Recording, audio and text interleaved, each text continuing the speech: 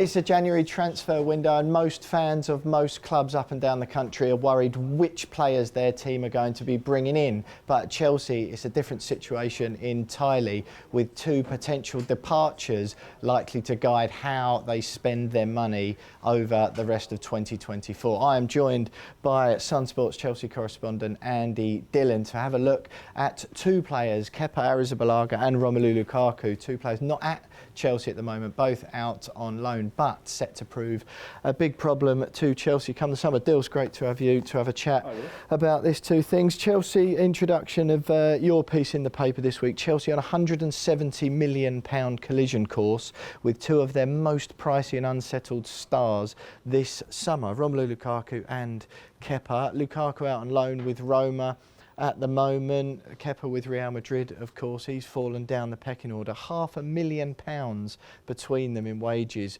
Chelsea will be faced with paying out when they return, if, of course, they return in the summer. Just generally sort of sum up for us at the moment before we go into the nitty-gritty.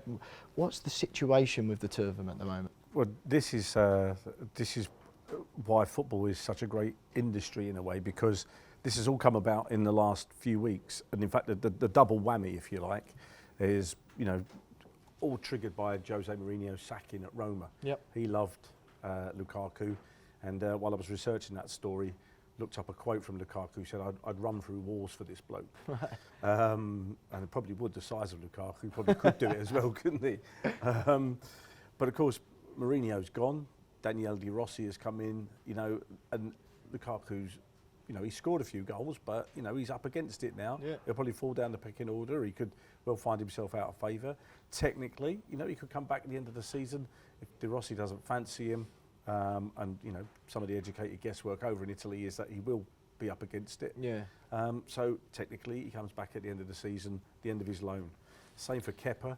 Kepa was number one at Real Madrid, but has fallen down the ladder. He's now regarded as the cup keeper, if you like. So technically, at the end of the season, he comes back. And the feeling within Stamford Bridge certainly is that Kepa is definitely coming back, even though he said at the start of the season, I want to make this permanent, and was basically writing his farewell note. So it's just amazing how things change so quickly in this game. And this is a problem that, you know, the new owners, Todd Bowley and Ben Adegbali and co, have all have inherited this situation. But it's going to be a big headache. Yeah. Well, let's start with Lukaku then. You mentioned there, I mean, he's got 14 goals in 25 games this season, so a fairly decent return, more than one in every other game. And De Rossi has come in. There's talks already, some of the early reports suggesting that maybe Antonio Conte and Graham Potter on their short list to replace De Rossi in the summer. It's a temporary replacement. Your story this week saying the £37 million fee had already been agreed privately between Roma and Chelsea for Lukaku in the summer. But that, like you say, there's obviously jeopardy surrounding that now. What's the likelihood of him, if he does come back, what's the likelihood of him having any future at Chelsea? Oh, well, you know, Chelsea is a crazy club at the best of times. These days, you know, despite the new ownership coming in and kind of hoping to settle things down, it's actually probably a lot more fluid than it ever was. Lukaku's made it patently obvious he really doesn't want to come back to Chelsea no matter what. I mean, he's had experience. He spoke to Pochettino, who came in as Chelsea boss in the summer. They couldn't thrash out an agreement for him to come back, so he then returned back to Italy. Of course, if Chelsea get rid of Pochettino in the summer, there's a new manager there. It all just throws up in the air again, and this is the problem with a deal like this. So Lukaku's got, I think, 2 years left on his contract at the end of this season. Yeah. Kepa's got another one, so it's just another headache that, you know, that Paul Winstanley, the director of sport, and his sidekick Lawrence Stewart, and Pochettino and Bowley and Igbali will have to thrash out. I don't see him coming back. No. I just, you know, I don't think there's any will or intent on either side of the fence for him to come back. But what do you do? The guys, you know, with every year that passes, Lukaku gets older, right? Yeah. Well, 30 years old at the moment. £97.5 million it was they paid in 2021 to bring him from Inter, who he then went back to on loan for the season. They couldn't afford him in the end, which is why he ended up going to Roma. But what do you think? It's been 18 months since he pulled on a Chelsea shirt. When you say there's no appetite from his side to go back, what is his issue? What's his problem? Because Chelsea, to be fair, are a completely different club since the one he left. It's a good point. It is a good point. I mean, he had problems with Tuchel. Tuchel's now, 2 managers down the line already. So you kind of think that he might be willing, and he may have to swallow, and he may have to come back. But you kind of get the feeling that he's just made up his mind. There's been lines drawn in the sand. That he was punished for doing the unsolicited TV interview. That's called massive bad blood, and he's just kind of had enough of it. And he's realised, he's not been a big success at Chelsea. He wasn't a big success at Manchester United. He's maybe thought, you know what, Premier League's not for me. And at 30, I don't want to go back there. So it's just entrenched now. Is my feeling on it. Like I say, but contractually, it's there in black and white that he's got 2 more years, but I just think he didn't like the tactics under Tuchel to start with, didn't think they played to his strengths. Tuchel was often referencing the fact he had ankle injuries and that he was having problems with his acceleration because he was such a big guy. So I don't see either of that problem particularly, with the ankle, getting any better as he gets older. No. I mean, £320,000 a week is Chelsea wages. That was an absolute whopper of a contract. It just seemed it didn't take long before it all went sour, did it, at Stamford Bridge? And you would imagine...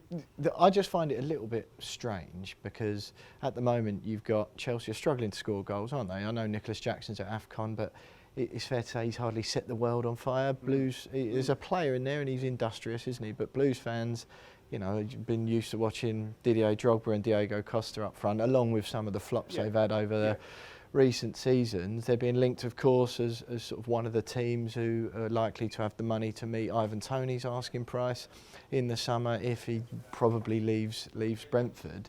It just seems peculiar, and one that people perhaps forget that they've got a £97.5 million striker on their books. They're absolutely no interest in bringing him back. Absolutely, and at one point was considered one of the best strikers in the world. But just sometimes it's just not a good fit, and this is where it all comes into play. When you hear managers say every signing is a gamble, you would have thought that's an absolute nailed-on certainty, and he's going to tear this division to pieces finally.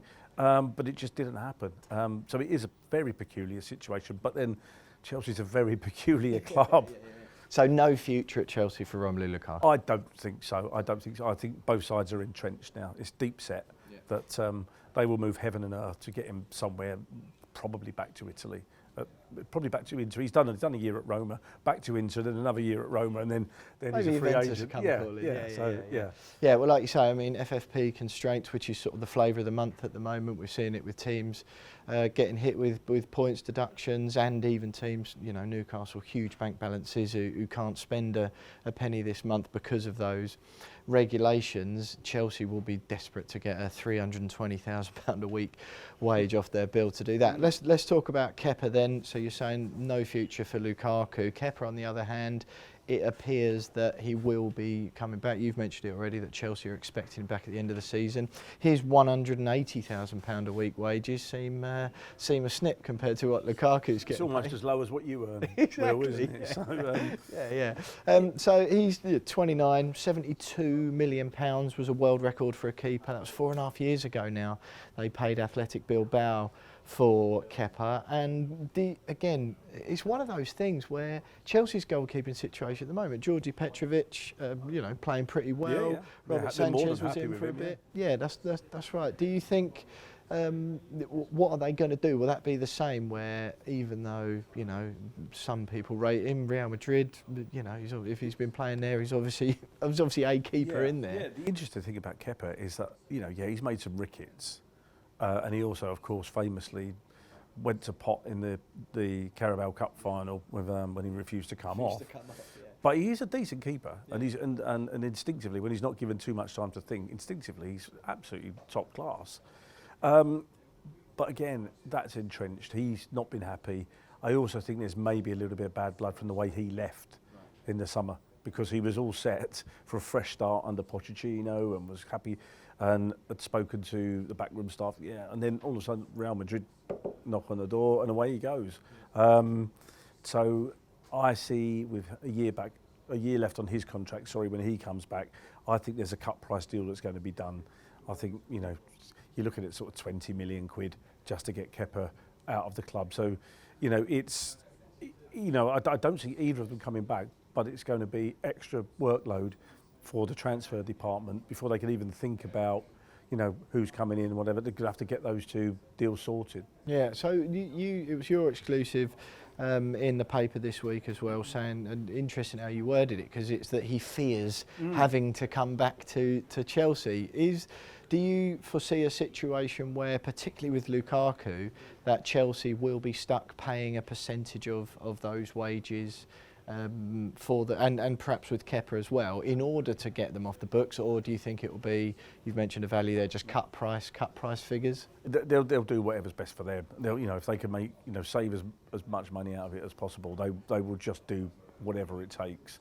If it takes having to pay 50% of the wages because that's the best they can do, they'll have to swallow that and do it. I just think the interesting thing with Kepa is, saying that he fears coming back.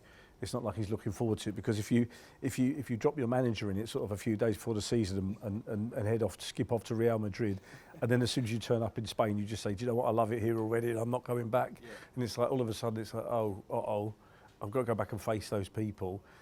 Chelsea have moved on to two decent goalkeepers in his place.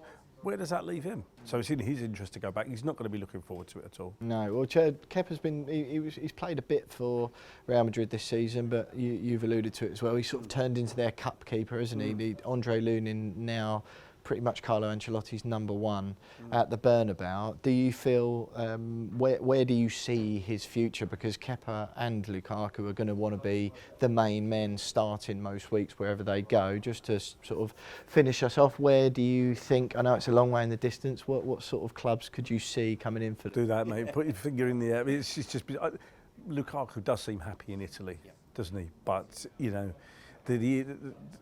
I'm not a huge fan of the transfer system these days. It's just madness every single day. But it only takes one trigger, to open the door at one club, and then another club steps in, and the whole domino effect. So I don't see either player. Let's put it this way: I don't see either player staying in England.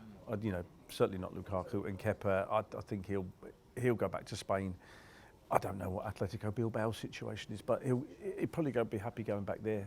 Are they the sort of characters, do you think, who could go to Saudi, perhaps, if there's the riches that are on offer there? I know we're seeing a few players, sort of changing their mind at the moment with Jordan Henderson and some murmurings coming out that's not quite what it's cracked up to be, but are they the sort of characters you... I could see Lukaku is a big enough name, big enough name, played for Belgium at the highest level.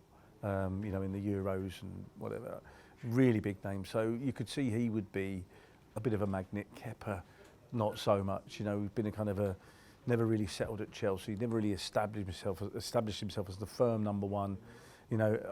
He's a Champions League winner, but he didn't play. It was Mendy who played in the game. So they just seem to have limitless money, though, don't they? So I could see Lukaku going, but perhaps not Kepa.